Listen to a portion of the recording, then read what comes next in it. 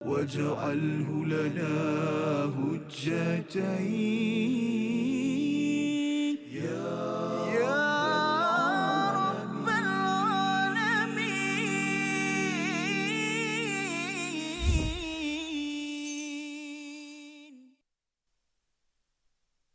تلك حدود الله ومن يطع الله ورسوله يدخله جنات تجري من تحتها الأنهار خالدين فيها وذلك الفوز العظيم. صدق الله. Assalamualaikum warahmatullahi wabarakatuh. Alhamdulillah wassalatu wassalamu ala Rasulillah wa ala alihi wa man walah. Syada la ilaha illallah, syada Muhammadan abduhu wa rasuluh. Allahumma salli ala sayidina Muhammad wa ala alihi wa sahbihi ajma'in. Amma ba'du. Apa khabar tuan-tuan dan puan yang dirahmati Allah sekalian? Kita bertemu dalam My Quran Time, Quran Salat Infaq pada hari ini untuk sama-sama kita meneruskan pada bahagian yang ketiga, 2 ayat daripada halaman yang ke-79 dalam surah yang keempat, surah An-Nisa. Surah berkaitan dengan wanita, berkaitan dengan keadilan kepada golongan wanita, kepada anak yatim, kepada golongan yang lemah di dalam kehidupan yang perlu diberi penekanan oleh setiap pemimpin, oleh setiap ketua dan juga individu. Dan pada hari ini kita akan mendalaminya dengan bersama Al-Fadhil Ustaz Tirmizi. Apa khabar Ustaz? Baik, Alhamdulillah. Safah, apa khabar? Alhamdulillah Ustaz ya. Hari ini kita ramai sahabat-sahabat lama dan pakar bahasa Arab hari ini. Oh, masya-Allah. Siapakah mereka? Ini adalah anak murid kepada Ustaz Safri, ketua R&D bagi My Quran Time ni. Jadi kalau tanya i'rab mengapa bermulanya tilka bukannya zalika, apa bezanya, inilah pelajar yang boleh menjawab dengan cemerlang insya-Allah. Masya-Allah. Ahlan wa sahlan pada semua ya. Dan juga kita bersama dengan Istiqamah Ustaz. Ya. Masya-Allah, alhamdulillah kita bersama dengan grup Istiqamah kita setiap hari yang menemani kita semua dengan Al-Quran Al-Karim, masya-Allah. Alhamdulillah. Ya, jadi sama-sama kita doa pada Allah Subhanahu taala, Allah izinkan kita untuk mengambil ilmu penuh barakah pada hari ini dengan doa subhanakala ilmalana illa ma 'allamtana innaka antal alimul hakim rabbi zidni ilma. Kita saksikan apakah sinopsis bagi 2 ayat pada hari ini. Iaitu pada ayat yang ke-13, penentuan hukum hakam Allah Subhanahu Wa Taala yang wajib ditaati perihal pewarisan harta dan lain-lain. Kemudian kita akan melihat pada ayat yang ke-14 ancaman bagi mereka yang melanggar batasan-batasan daripada Allah Subhanahu Wa Taala. Mari sama-sama kita baca ayat 13 dan 14 dipimpin Al-Fadhil Ustaz Tirmizi Ali. Silakan. Baik, alhamdulillah. Terima kasih Fadil Ustaz Tuan Fazrul, penonton-penonton, sahabat-sahabat yang dikasihi, alhamdulillah. Syukur kita banyak-banyak kepada Allah Subhanahu Wa Taala pada waktu dan saat ketika ini dapat sama-sama kita bersama lagi dengan Al-Quran. Bil Quran yakni nahya, kita hidup dengan Al-Quran. Mudah-mudahan Al-Quran sentiasa dekat dengan hati-hati kita dan kita menjadikan Al-Quran sebagai panduan dalam kehidupan kita semua. Inilah perjuangan yang telah dijuangkan oleh Nabi kita Muhammad sallallahu alaihi wasallam. Walaupun Nabi kita Muhammad sallallahu alaihi wasallam telah wafat, tetapi Al-Quran Nabi tinggalkan kepada kita ilmu ini untuk sama-sama kita terus berjuang mendalami Al-Quran dan menghayatinya, insya-Allah. Baik, hari ini 2 ayat, ayat 13 dan juga ayat yang ke-14. Sekali lagi saya alu-alukan kedatangan kumpulan kelas bahasa Arab Ustaz Safri. Ni nama saya tak pasti, nama ni baru buat ke ataupun memang namanya nama kumpulan yang sudah ada. Yang penting mereka ni alhamdulillah belajar bahasa Arab dan dekat dengan Al-Quran, dan hari ini dapat bersama-sama dalam My Quran Time. Mereka ni saya lebih awal lagi belajar dengan Ustaz Safri sebelum saya masuk ke Yayasan Warisan Umat Ikhlas tahun gitu. 2013. Masya-Allah. Alhamdulillah. Alhamdulillah. Masya-Allah.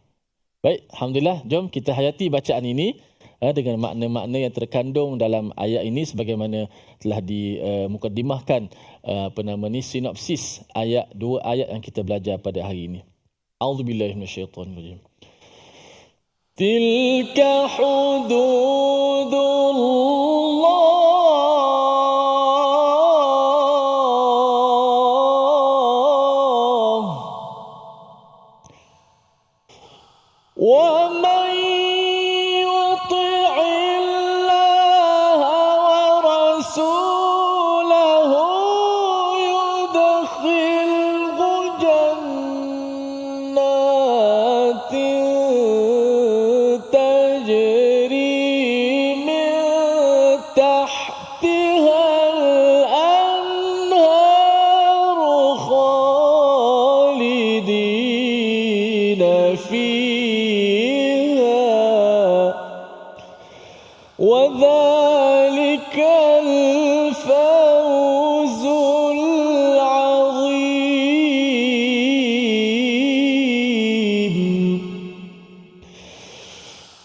ومن يعص الله ورسوله ويتعد حدوده يدخله نارا خالدا فيها وله عذاب مهين.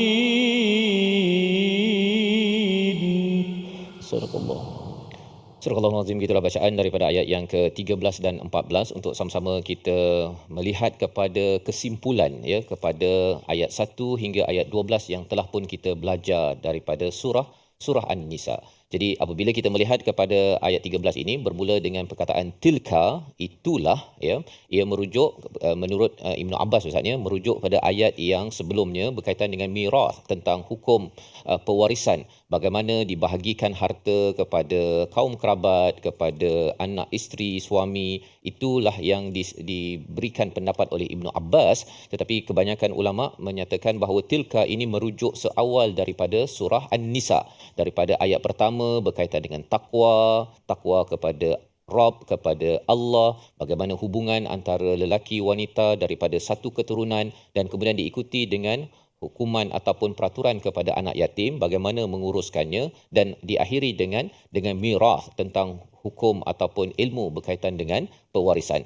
Maka dinyatakan di sini tilka hududullah, semua ini adalah had-had daripada Allah Subhanahu Wa Taala. Ini yang biasa orang cakap Ustaz ya, kalau orang cakap tentang hukum hudud itu, biasa orang ingat yang potong tangan, yang potong kaki tu. Tapi sebenarnya salah satu daripada hudud Allah Subhanahu Wa Taala ini adalah takwa, menjaga anak yatim, dan juga menunaikan faraid, iaitu memberikan harta selepas perginya seseorang meninggal, diberikan mengikut hukum faraid yang telah ditentukan. Dan di sebalik ayat yang kita sudah belajar, ayat 11-12 ini, bukan sekadar pembagian harta, tetapi ada unsur-unsur manipulasi yang biasa ataupun banyak dibuat di dalam masyarakat. Jadi sebenarnya perjuangan hudud Allah ini, selain daripada hukum jenayah yang kita akan belajar dalam surah Al-Maidah, dalam surah An-Nisa ini juga diletakkan hudud Allah, agar kefahaman hudud daripada Quran kita perlu fahami secara menyeluruh.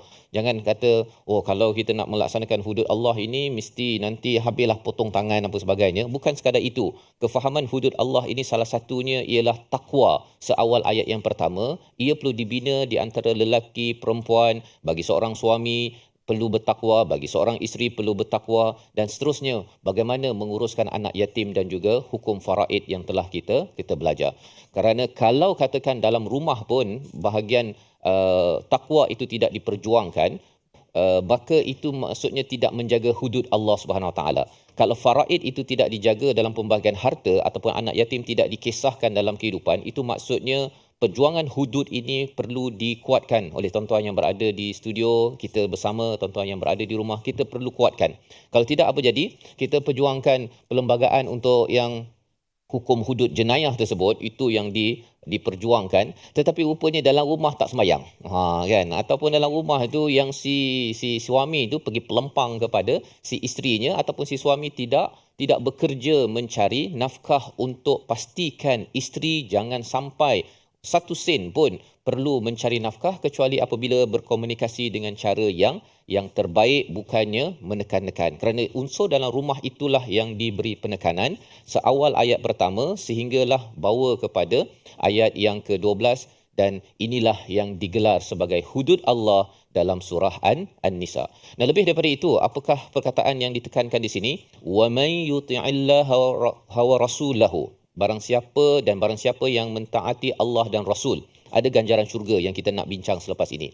Tetapi biasa orang cakap Ustaznya, kalau nak masuk syurga ini ataupun tak nak masuk neraka, jangan jadi kufur. Biasa orang cakap begitu kan. Tapi rupa-rupanya dalam ayat ini, bila kita dah bercakap tentang ayat 1 hingga 12, hudud Allah ini adalah tanda ketaatan kepada Allah dan Rasul. Maksudnya kalau tidak membina takwa, tidak kisah pada anak yatim, ataupun tidak kisah cara pembahagian faraid, miras ataupun harta pewarisan ini, rupa-rupanya orang ini adalah orang yang tidak taat kepada Allah dan Rasul. Dan apakah ganjaran bagi yang taat pada Allah dan Rasul? Allah menggunakan perkataan mufrad di sini bagi pelajar. Ustaz Safri mesti dah tahu dah. Yuta'i ini mufrad kan. Kalau kita tengok nanti dia punya ganjarannya itu, kalau tengok ya, masuk syurga pun yudkhilhu mufrad ya. Tetapi bila pergi pada khalidina fiha ya, kekal di dalamnya itu dalam bentuk mufrad ke jamak? Itu soalan Ustaz ya. Tapi saya tanya saya jawablah kan. Khalidin ini adalah dalam bentuk jamak, dalam bentuk plural.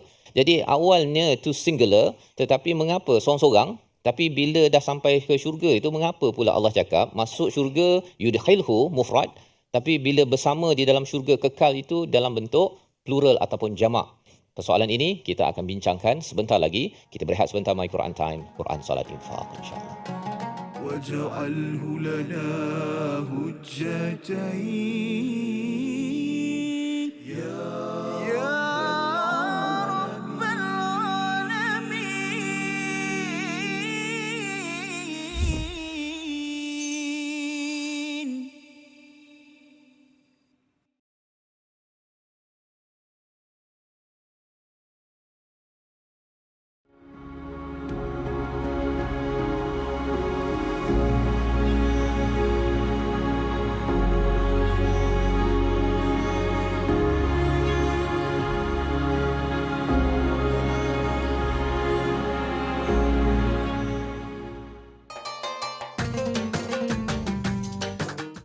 اقرأ باسم ربك الذي خلق.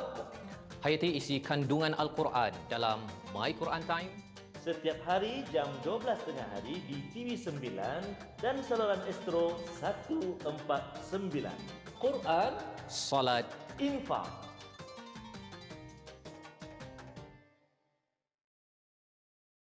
منهما جاهينا وارزقنا تلاوته.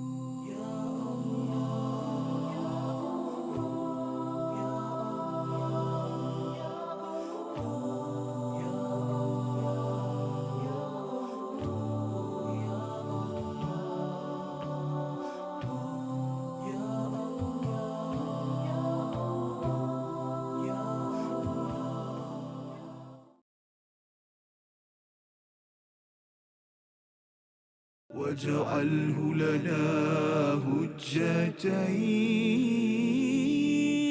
يا رب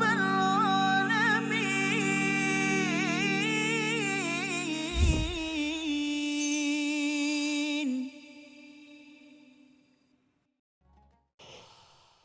تلك حدود الله ومن يطع الله ورسوله يدخله جنات تجري من تحتها الأنهار خالدين فيها وذلك الفوز العظيم.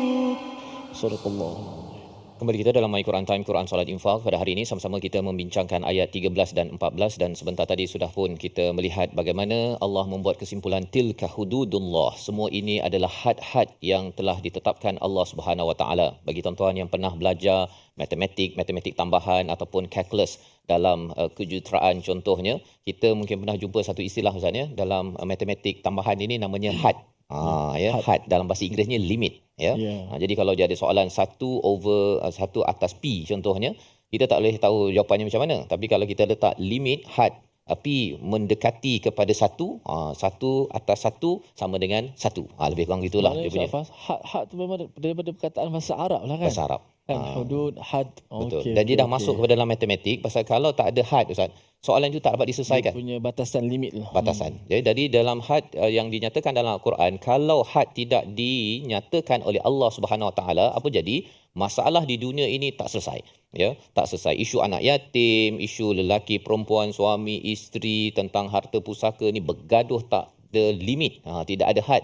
Dan Allah meletakkan had-had ini selain daripada hudud dalam jenayah untuk menguruskan orang-orang yang berbuat jenayah, di sini adalah bagaimana menguruskan hubungan di antara suami, isteri, anak, kaum kerabat dan juga hal pusaka yang telah pun disampaikan dalam ayat 1 hingga ayat yang ke-12. Jadi mari sama-sama kita baca ayat yang ke-13, bagaimana Allah mengingatkan perkara ini sebagai tanda ketaatan pada Allah dan Rasul, dan ada ganjaran sebagai satu semangat untuk kita membina takwa, menjaga anak yatim dan juga memastikan hukum faraid ini kita belajar dan ianya dikuatkuasakan, ya, ia dilaksanakan dalam kehidupan kita seharian. Ayat 13 kita baca bersama Al-Fadhil Ustaz Tirmizi. A'udzubillahi minasyaitonirrajim. Bismillahirrahmanirrahim. Tilka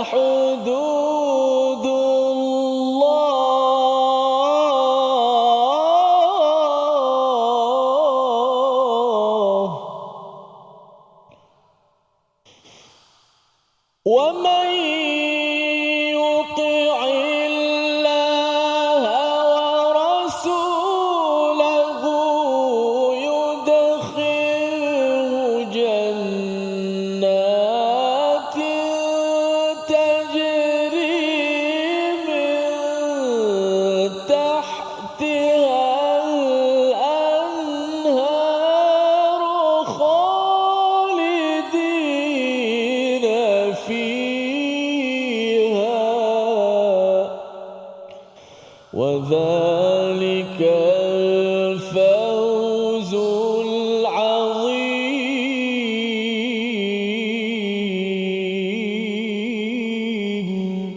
اللهم اجعلنا منهم.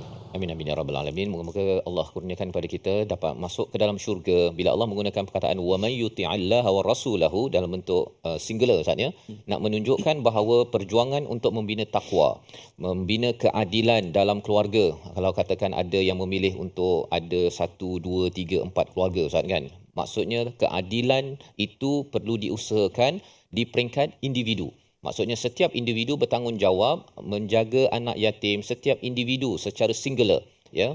Kalau katakan dia mungkin lahir dalam keluarga yang beragama, Ustaz, ya, tapi kalau ada yang kata saya dulu ayah saya, mak saya tak mengajar saya untuk agama ini, maka kembali balik wa may yuti'illah, ya, setiap individu yang mentaati Allah, mengikut peraturan membina takwa itu adalah tanggungjawab masing-masing individu, ya. Dia tak boleh kata ini sepatutnya mak ayah saya ataupun isteri saya, suami saya. Bila dia menggunakan orang lain, ya, untuk membina takwa, untuk menyantuni anak yatim ataupun faraid, maka kesannya ialah dia mungkin akan masuk pada ayat 14, kan? Ya, masuk ayat 14. Jadi perjuangan individu inilah yang ditekankan wa may yuti'allaha wa rasulahu yudkhilhu. Dia secara unik dimasukkan ke dalam syurga. Kita istilahnya, Ustaz, iman tidak boleh dijual beli oleh ayah yang beriman bertakwa, tak ada, kan? Anak-anak, ayah-ayah, suami-suami, isteri-isteri, masing-masing dimasuk ke dalam syurga. Tapi bila dah masuk ke dalam syurga, yang di bawahnya ada sungai, itu lambang satu kekayaan, ya. Bagi tuan-tuan yang berada kat studio, mungkin ada rumah ada swimming pool, kan? Pasal apa? Kaya. Kalau orang kaya tu dia ada swimming pool, tapi lagi kaya rumah dia ada sungai. Bukan tepi sungai. Bukan tepi sungai Long ke, tepi sungai Kelang ke, bukan. Ini sungai itu dia punya. Ini yang Allah nyatakan di sini. Dan lebih daripada itu, ia bukannya leasehold, ia adalah freehold. Khalidina fiha, Ustaz.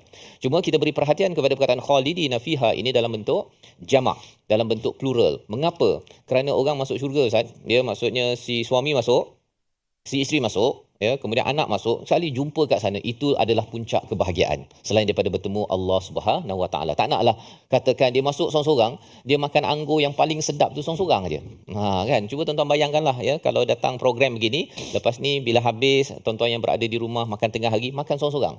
Ya, kalau kita pun Ustaz kan, kalau katakan anak pergi balik kampung ke belajar ke, kita makan seorang-seorang kan, isteri pergi bekerja ke apa ke, dia tak ada feel kan, dia punya kenikmatannya itu tidak sama kalau diperoleh bersama. Jadi kekalnya itu bersama-sama, itu lambang kegembiraan di syurga, tetapi perjuangan masuk syurga ini dengan takwa, dengan anak yatim dijaga, menjaga keluarga dan jaga hukum faraid ini adalah perjuangan individu. Pasal ada saja Ustaz, ya, dia dekat atas dunia ini dia okey, yang seperti mana kita bincang sebelum ni, makan perkara yang halal, tapi disebabkan dia ada rasa dia nak lebih sikit pada harta miras, harta faraid ini, maka dia tukar fakta. Dia kata bahawa si suami dia yang meninggal ini tak ada anak contohnya. Jadi dia dapat lebih. Dia dapat lebih itu sebenarnya orang lain masih lagi makan makanan yang halal, dia tak dapat tambahan, tapi dia bergantung kepada harta waris yang lebih kerana memadamkan fakta, ya, mungkin dia kata mak ayah tak ada, dia ni kalalah lah, pasal dia dah tahu fakta-fakta dalam faraid ini, maka kesannya apa? Orang itu individu, secara individu digelar sebagai menderhaka kepada Allah dan Rasul yang kita akan baca ayatnya sebentar lagi. Jadi di hujung itu Allah nyatakan pada ayat yang ke-13, wadzalikal fauzul azim, dan itulah kemenangan yang besar, Ustaz. Pasal ada orang kata bahawa kalau katakan saya dapat harta lebih kan, daripada 1/8 dapat 1/4 bagi si isteri kan. Dan suami daripada 1/4 dapat 1/2 disebabkan dia padam fakta, ya, ataupun ada yang sampai melakukan pembunuhan, Ustaz.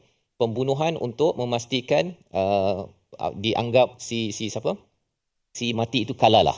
Kan? Kalalah maksudnya apa tuan-tuan? Tak ada anak dan tak ada ibu ayah. Dia cuba kan, dia rancang tu agar bila dia mati tu dah tak ada dah.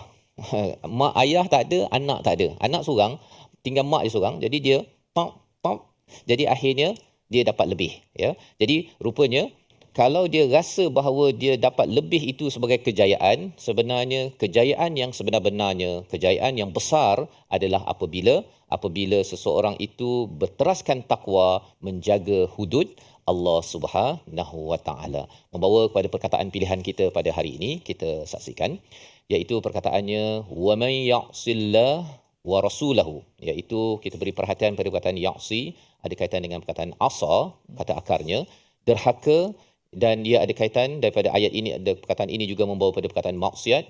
32 kali disebut di dalam Al-Quran, muncul dalam surah Ali Imran, dalam surah Al-An'am, dalam surah Yunus, sebagai satu peringatan kepada kita selepas ini, bila Allah menyatakan taat pada ayat 13 dan diberikan satu ayat khusus untuk maksiat ataupun derhaka pada Allah dan Rasul, ini sebagai satu penekanan. Ya, penekanan lebih kurang macam ni lah Ustaz kan. Kalau katakan tidur awal, besok boleh pergi sekolah awal, abah belanja.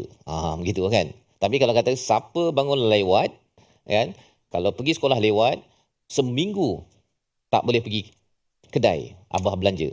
Begitu. Kalau dah ada sampai yang ayat nombor 2 tu, itu maksudnya memanglah satu arahan yang amat tegas untuk silalah tidur awal. Tapi tuan-tuan jangan tidur lagi. Kita berehat dahulu. Kita kembali semula selepas ini My Quran Time, Quran Salat Infaq, insya-Allah.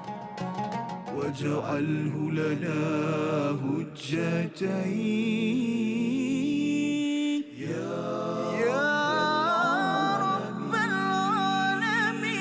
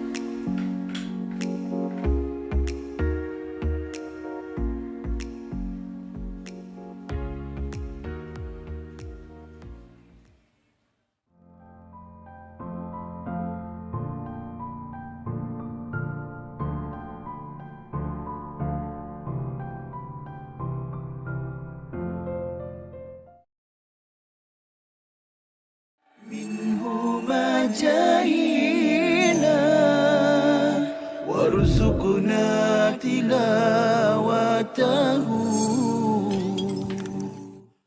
Oh, Dia hadis palsu disebut hadis maudhu'. Satu. okey. Ada hadis la yu'rafu.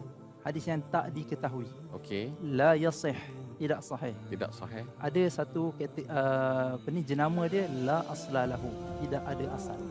Antara nama lain hadis palsu adalah tidak ada asal. Ya. Tuan-tuan Kalau- puan, catatkan dalam nota. Kalau kita jumpa seorang budak lelaki kan, Ha. kita tanya dia, adik dari mana? Kan? Saya dari sana. Mana mak? Saya memang tak ada mak. Ayah? Ayah pun tak ada. Memang yatim piatu ke? Tak. Saya memang lahir, tiba-tiba ada kat dunia ni. Alamak, Jadi sepatutnya anak ni dia mesti ada ayah, ada ayah, ada ada mak. ibu yang melahirkan dia. Ya, Kalau dia kata dia tiba-tiba muncul, siapa pun tak boleh nak terima. tak boleh. Demikianlah hadis palsu. Tiba-tiba muncul, tidak ada sanad, Okey. tidak ada periwayatan, tidak ada jalur periwayatan. Okey. Tiba-tiba muncul, tiba-tiba tersebar. واجعله لنا هجتين يا رب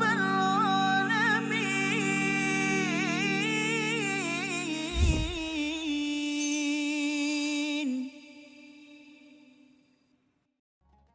رسول الله علمنا من الإيمان أجمل. رسول الله علمنا من الإيمان أجمله. كتاب الله نحمله ونقرأه ونفهمه. به الأجر به الفوز إذا قمنا نبلغه. Allah, nak suka saya. Pasal panjang sikit lagu ni Ustaz Fas. Jadi nasib baik boleh habiskan juga. Teringat juga saya kepada Ustaz Tar tadi. Kalau dia ada boleh sambung. Sambung Tapi tak boleh, boleh. Saya kena habiskan. Sebenarnya mereka mungkin boleh sambung Ustaz. Ya. Pelajar-pelajar Ustaz Safri ni dia boleh Ya. bahasa Arab. Betul. Patut kena terjemahkan dalam bahasa Melayu ni. Masya-Allah. Ya, Okey. kita harapkan. Baik. Alhamdulillah, terima kasih kepada semua para penonton di rumah dan juga di studio pada hari ini kerana terus kita bersama dengan Al-Quran dalam My Quran Time. Alhamdulillah, kita berikan kepada Ustaz Fazrul rehat sekejap. Kita lihat dahulu ayat yang ke-13 dan 14 yang kita belajar pada hari ini dari sudut ulang kaji bacaan, tajwid dan juga hafazan kita. Kita lihat dahulu pada paparan kita yang pertama. Menyempurnakan sebutan makhraj huruf pada kalimah min tahtihal anharu khalidina fiha. Okey, dalam perkataan min tahtihal anharu khalidina fiha itu ada beberapa huruf huruf ha ataupun kita sebut sebagai ha simpul lah. Ha yang berada di pangkal halqum kita, pangkal leher kita, dan juga ada juga huruf ha dekat situ. Maka kita nak menyempurnakan pada kalimah itu, saya kira pada ayat yang ke-13 ini. Yang pertama kita baca tilka hududullah. Kita boleh wakaf dekat situ, hududullah. Ada wakaf, ada tanda simbol wakaf. Simbol apa kat situ? Simbol huruf jim yang bermaksud jaiz. Yajuzul waqf. Maksud dia kita boleh wakaf, diharuskan wakaf dekat situ. Nak sambung boleh ke? Boleh ke tidak? Boleh, tak ada masalah. Sekiranya nak sambung. Sebab tu saya kalau mukadimah yang bacaan pembukaan selepas daripada kita rehat, saya cuba sambunglah pasal nak jimatkan masa supaya dia nampak bacaan tu bacaan yang intro. Kemudian saya sambung semua itu. Kemudian Ustaz Fas akan ambil balik kan. Adapun bila kita baca dalam kelas, dalam lebih kepada nak belajar, kita wakaf yang sesuai dengan keadaan itu. Sebab itu kita wakaf, boleh wakaf kat situ dan teruskan sahaja. Wa may yuti'illaha wa rasulahu yudkhilhu jannat. Dalam ayat seterusnya wa may yuti'illah, orang-orang yang biasa baca Quran. Yang pertama dia biasa baca Quran, ahli Quran lah, dan juga dia belajar bahasa Arab. Sudah pasti selalu bertemu dengan ayat-ayat macam ni. Wa may yuti'illah. Tadi Ustaz Fas sebut tadi contoh. Kalau buat macam ni, pergi sekolah macam ni, periksa macam ni, mendapatlah macam ni. Mendapat tu dua lah. Mendapat apa? Wallahu alam lah. Kan? Macam-macam lah. Dalam Al-Quran juga uslub begitu. Kan Allah ada bagi disebut sebagai apa? Syarat dia, syarat. Wa may yuti'illaha wa rasulah, dan barang sesiapa yang mentaati Allah dan Rasulnya, dipanggil apa? Dia panggil ada syarat dekat situ. Maka bila ada syarat, bila ada sesuatu yang diberitahu, siapa yang buat begini, dia mesti ada jawab dia. Jawab dia apa? Jawab kepada syarat tu dia panggil yudkhilhu tu. Itu jawab. Dia jawab kepada wa may yuti'illah tadi. Bila dari sudut kita nak baca Quran, kita nak wakaf, jangan kita putuskan. Contoh kita kata, kalau kamu pergi ke pasar juga, kita berhenti kat situ ayat tu. Ayat tu tergantung. Nak cakap apa ni? Kan? Kalau kamu pergi ke pasar juga, kita pun stop. Okay. Kamu akan dapat makan contoh. Jadi macam ayat tu tak apa nak cantik. Seeloknya jangan putuskan syarat dengan jawab. Wa may kalau kamu pergi ke pasar, kamu akan mendapat. Sekurang-kurangnya kat situ. Contoh sini. Wa may yuti'illaha wa rasulah. Barang siapa yang taat kepada Allah dan Rasul, jangan putuskan. Bila kita start daripada wa may, suara kita jangan putuskan. Sekurang-kurangnya biarlah sampai jawab dia. Yudkhilhu jannat kat situ. Siapa yang taatkan perintah Allah dan Rasul, akan dimasukkanlah dia ke dalam syurga. Maknanya menjadi difahami. Maknanya jadi mafhum, difahami. Berhentilah kita yudkhilhu jannat. Cantik dah. Okey? Betul kita ambil baliklah pada yudkhilhu jannat ke, ataupun boleh ambil pada kalimah jannat tu sendiri. Okey. Boleh, itu dia sudut kita nak berhenti dan nak memulakan pada tempat yang tidak ada simbol. Bila simbol wakaf. Cakap tadi Ustaz bercakap tentang kalau siapa yang derhaka pada Allah, maka dia akan masuk neraka. Kalau siapa yang taat, dia masuk syurga kan. Perlu disambung kepada sedikit ganjarannya itu. Pasal sebenarnya dia ada juga ayat yang sebenarnya Allah cakap siapa yang tidak taat, lebih kurang gitulah dia punya formula dia. Dia tidak ada dia punya ganjaran ataupun balasan dia. Berhenti situ saja. Memang isinya begitu saja. Isi begitu saja. Pasal apa? Pasal rupanya memang marah sangat. Dia lebih kurang macam ayah itu cakap, kalau kamu tak tidur, kan? Sama itu je. Fikir sendiri. Fikir sendiri. Memang ada format itu di dalam Al-Quran. Jadi itu sebab bila Ustaz cakap tadi itu, kalau boleh terus masuk kepada yudkhilhu jannat. Pasal kalau yang wa may ya'sillah wa rasulah terus berhenti situ, sebenarnya kita cuba membawakan mesej Allah marah sangat kan, sampai tak ada dia punya penerangan balasannya tadi. Jadi kalau boleh kita masuk sikit kepada wa yata'addadu hududahu yudkhilhu jannah gitu kan. Teruskan macam lu fikirlah sendiri rasanya. Itu sikit tu memang marah sangat tu. Rancangan tu. Memang terlampau sangat lah tu. Okey. Masya-Allah tabarakallah. Itulah kepelbagaian uslub Al-Quran. Kepelbagaian uslub Al-Quran, bila kita tadabbur, kita nampak sehari demi sehari itu nampak bagaimana kehebatan Al-Quran nak membimbing kita semua dalam kehidupan ini. Baik. Min tahtihal anhar. Okey, jannatin tajri. Kita boleh, kalau kita ambil jannatin tajri min tahtihal anhar khalidina fiha. Jom kita nak dengar suara sikit. Anak murid Ustaz Safri. Silakan. 1, 2, mula. Semua.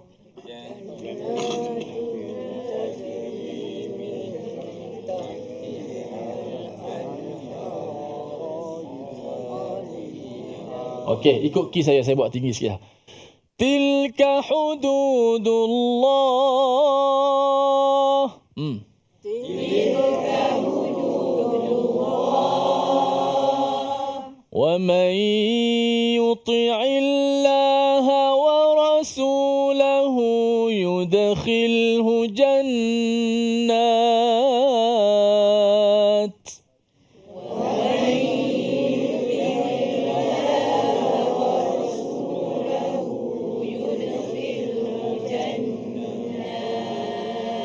جنات تجري من تحتها الأنهار خالدين فيها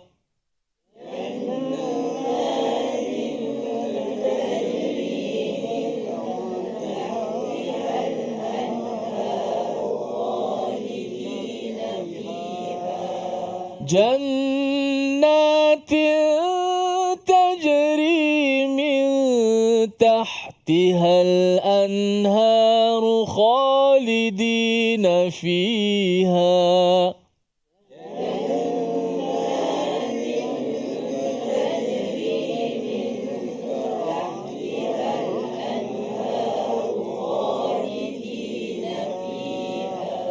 خالدين فيها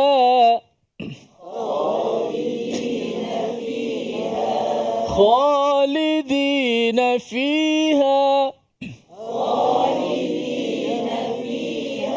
خالدين فيها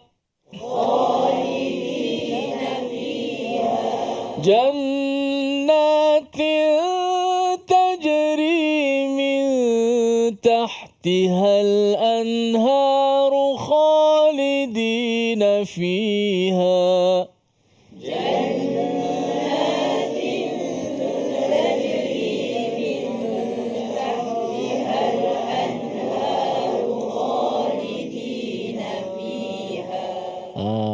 min tahtihal anha. Satu je ada ha pedas kat situ jangan ha pedas tu ditergelam. Min tahtihal anharu khalidina fiha. Kesemuanya pula ha simpul. Satu tu min tahtiha, itu adalah ha yang kita sebut ha pedas lah tak?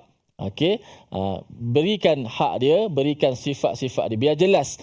Min tahtihal anharu khalidina fiha.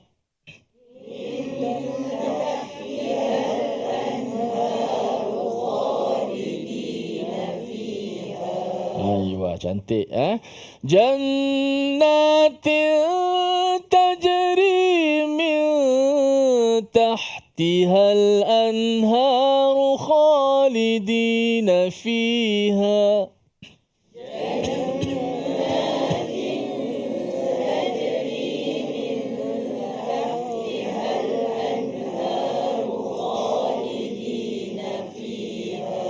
وذلك الفوز العظيم.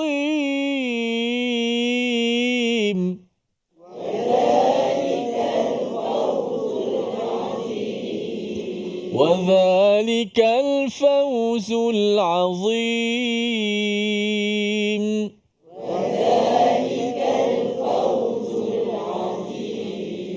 وذلك الفوز العظيم.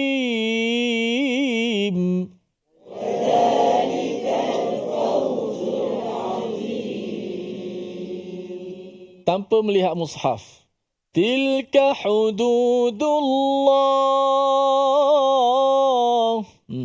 Tilka hududullah. Wa man yuti'illaha wa rasulahu yudkhilhu jannat.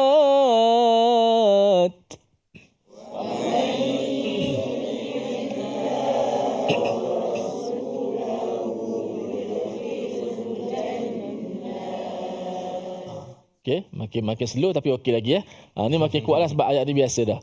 Jannatin tajri min tahtihal anharu khalidina fiha.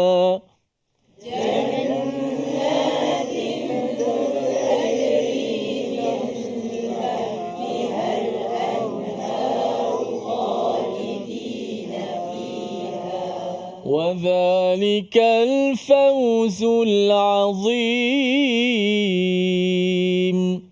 وذلك الفوز العظيم.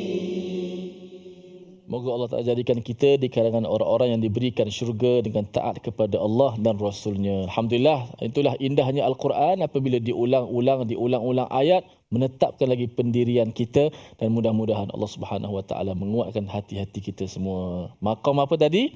Lagu apa tadi? Lagu tak tahu. Maqam lagu Jiharka. Alhamdulillah, secara tak langsung semua dah dapat irama tu hari ini, insya-Allah. Amin. Baik, kita berehat seketika, jangan ke mana-mana. Kita nak kembali selepas ini My Quran Time, Quran Salat Infak. واجعله لنا هجتين يا رب العالمين.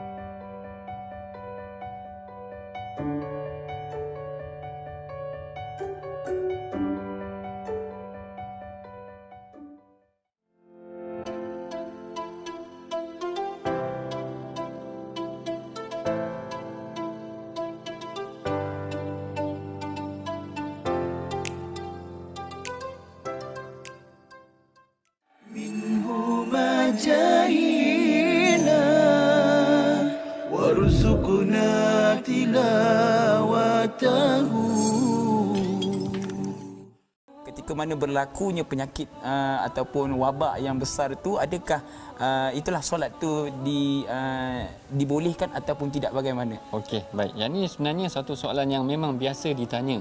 Iaitu pada awal-awal Covid dulu, kalau tuan-tuan puan-puan perasan, yang mana sebahagian besar daripada masjid, bukan sebahagian besar, maknanya semua masjid dalam negara ni ditutup. Dan dia bukan dilakukan di Malaysia sahaja, bahkan di seluruh dunia Ustaz Husaini. Saya ingat dekat Mesir tu ada macam satu demonstrasi depan masjid, orang solat juga. Walaupun masjid dikunci, kerana pada mereka dia kata solat jemaah ni perkara yang wajib, kita kena solat juga macam mana pandemik pun yang berlaku. Tapi bila kita perhatikan dalam hadis, kalau kita ikutkan, kalau nak tengok betul tak berlaku ataupun ada tak berlaku pandemik pada zaman Rasulullah, kita perhatikan tidaklah ada secara langsung disebutkan mengenai pandemik, tetapi ada kelonggaran yang diberikan dalam Islam. Boleh kita solat berjemaah di rumah, sekalipun pada arahan asal tadi memang kita diminta untuk solat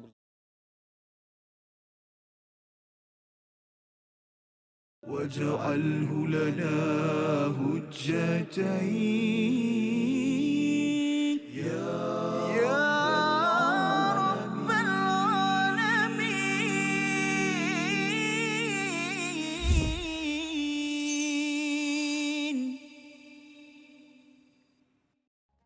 Kembali kita dalam My Quran Time, Quran Salat Infak pada hari ini. Sama-sama kita melihat kepada ayat yang ke-13 dan 14, bagaimana Allah membuatkan kesimpulan untuk memastikan kita melihat kepada ayat 1 hingga 12 dengan penuh perhatian, dan semua itu adalah hudud Allah Subhanahu Wa Taala.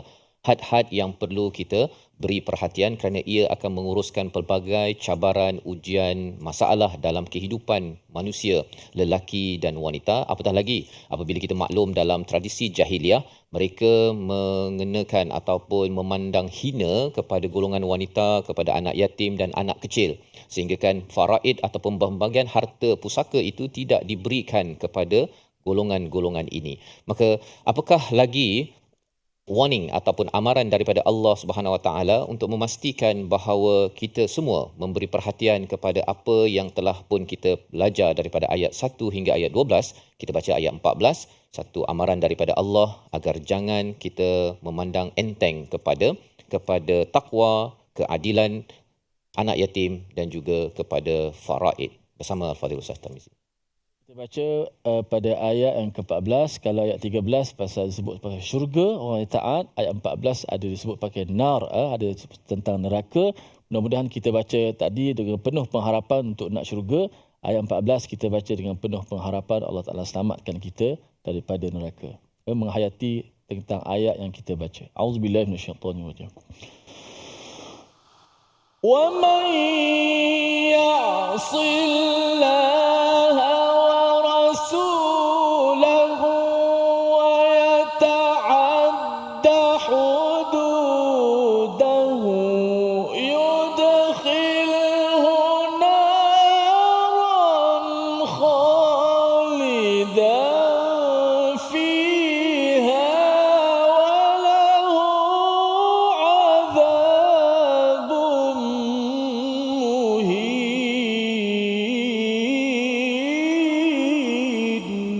Sadaqallah.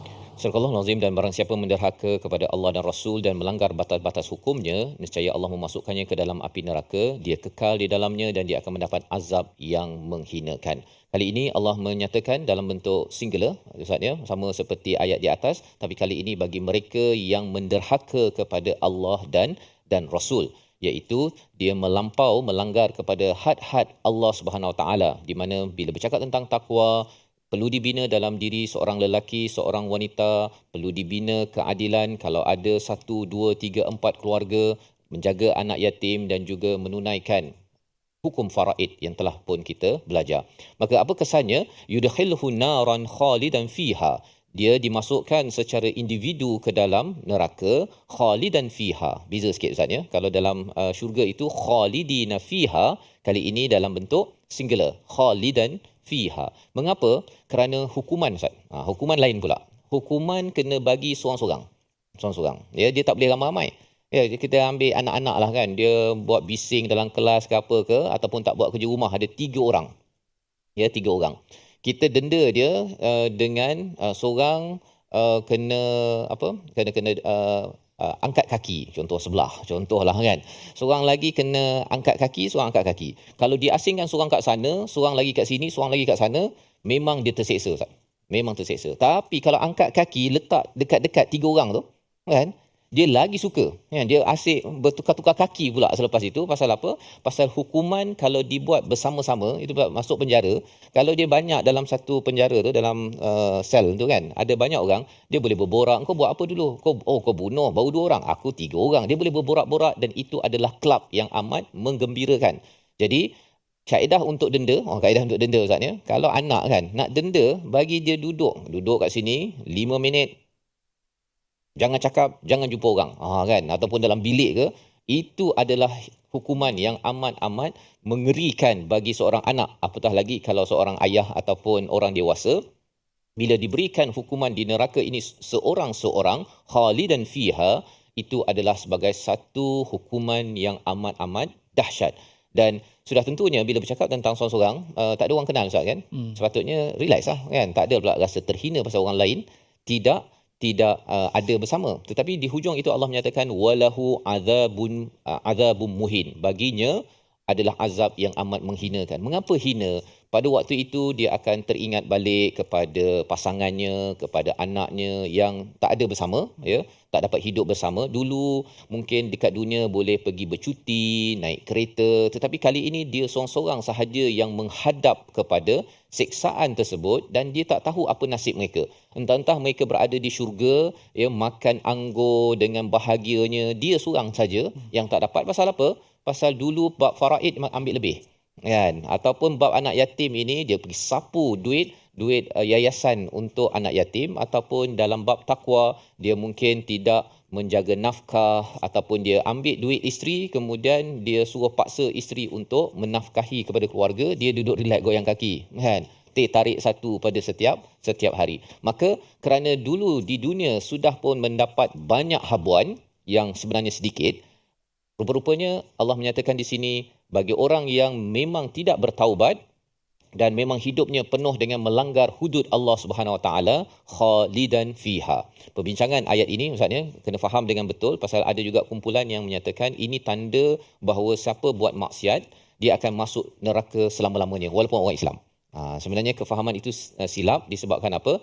Ayat 13 dan 14 tu kita kena gabungkan dan kita kena pergi balik seawal daripada ayat 1, iaitu kalau ada takwa ataupun pernah ada iman, tauhid dan iman ini adalah penghalang daripada kekal dalam neraka. Pasal kalau tidak, dia ini adalah ayat yang digunakan oleh kumpulan Khawarij, ya. Dia gunakan siapa buat maksiat, buat dosa, nasib masuk neraka selama-lamanya.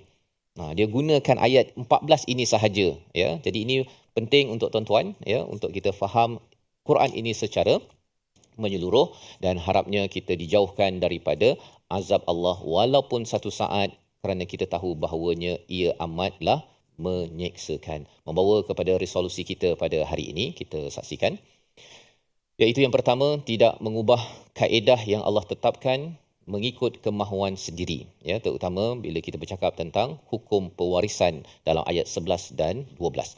Yang kedua, kita memastikan setiap tindakan dan perbuatan kita ada batasannya agar terpelihara daripada dosa. Dan salah satu batasan itu adalah hukum faraid dan juga bagaimana menguruskan anak yatim, keluarga dan juga kehidupan seharian. Yang ketiga, kita menyelami ayat-ayat ganjaran dan ancaman sebagai pesanan dan motivasi diri kita agar kita tahu walaupun payah dalam melaksanakan hukuman ataupun hukum Allah Subhanahu Wa Taala, tetapi kita tahu bahawa ianya lebih mudah berbanding apabila kita diazab, diseksa kekal di dalam syurga. Na'udzubillahi min dzalik. Mari sama-sama kita berdoa pada Allah Subhanahu Wa Taala. Allah izinkan kita menuju ke syurga Allah Subhanahu Wa Taala.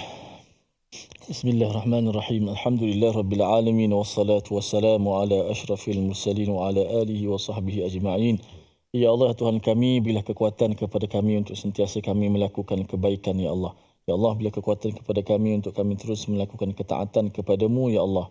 Ya Allah, berikanlah kekuatan kepada kami untuk kami menghilangkan, untuk kami menjauhkan daripada perkara keji dan mungkar ya Allah. Ya Allah, kuninglah kepada kami perasaan kasih belas kepada fakir miskin yang sentiasa ingin melakukan kebaikan kepada mereka ya Allah. Ya Allah Tuhan kami, kuningkanlah kepada kami syurga-Mu ya Allah. Ya Allah, kurniakanlah kepada kami syurga yang penuh dengan kenikmatan yang Kau janjikan bagi orang-orang yang beriman yang beramal saleh ya Allah. Kurniakanlah kepada kami kejayaan hidup di hari akhirat nanti ya Allah. Ya Allah, kurniakanlah kepada kami kebaikan dunia dan hari akhirat ya Allah. Wa sallallahu wasallam wa baraka ala Muhammad walhamdulillahi rabbil alamin.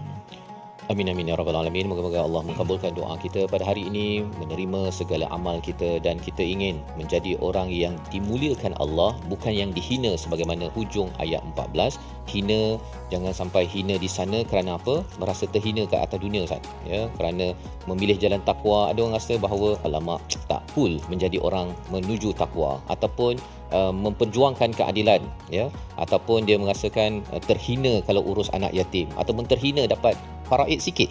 Saya dah membesarkan dia sebagai ibu ayah, dapat ciput dia kata kan. Sebenarnya siapa yang merasa terhina dengan mengikut peraturan Tuhan, itu adalah sumber untuk mendapat azab yang sengsara yang kita minta dijauhkan. Ini yang kita ingin gerakkan dalam tabung gerakan Al-Quran sebagai satu platform tuan-tuan menyumbang dan juga menghubungi nombor di talian untuk sama-sama kita membawakan nilai kesedaran panduan daripada Tuhan agar kita bersama ahli keluarga kita diizinkan menuju ke syurga penuh dengan kenikmatan insya-Allah.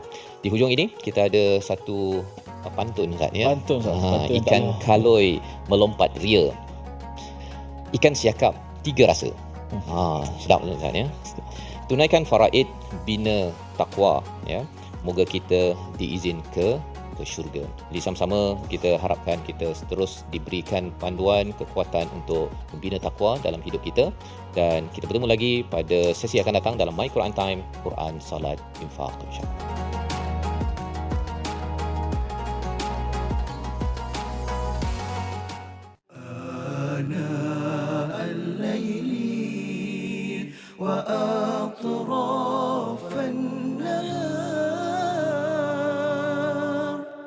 واجعله لنا هجتين